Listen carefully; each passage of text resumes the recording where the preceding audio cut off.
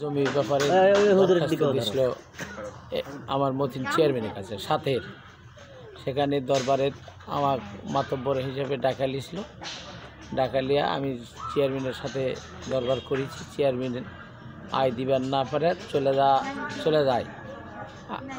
এই যাওয়ার পরে এটা থানাতে অভিযোগ দেয়, উভয় পক্ষ, দুই পক্ষ, ওনারাও দিছে এনারাও দিছে।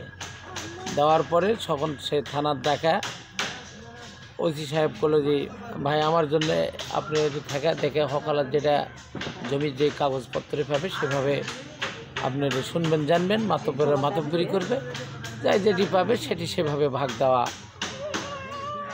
দিয়ে দিবেন। এরপরে আমি মঞ্জুরুল ভাই এসআই এনারা সবাই লাগে, আরও মাতব্বর ছিল, দুই পক্ষেরই মাতব্বর।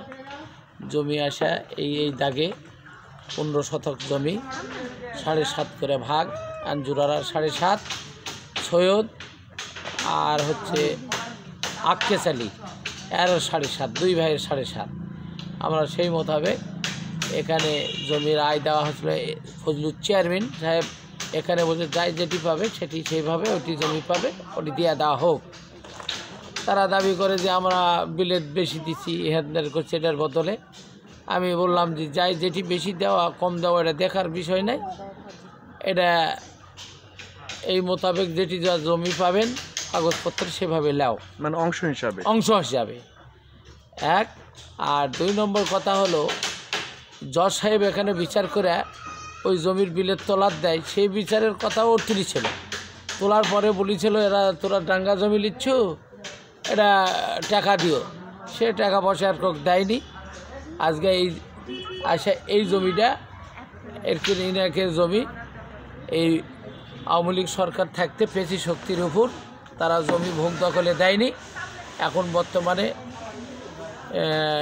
এই হাসিনা সরকার যাওয়ার পরে এনারা এই বিচার সালিশ করে মাতব্বরেরা এই জমি হকহালাল যেটা পাবে সেভাবে ভাগ করে দিছে।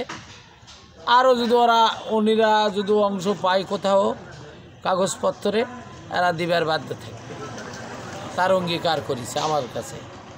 এই শেষ।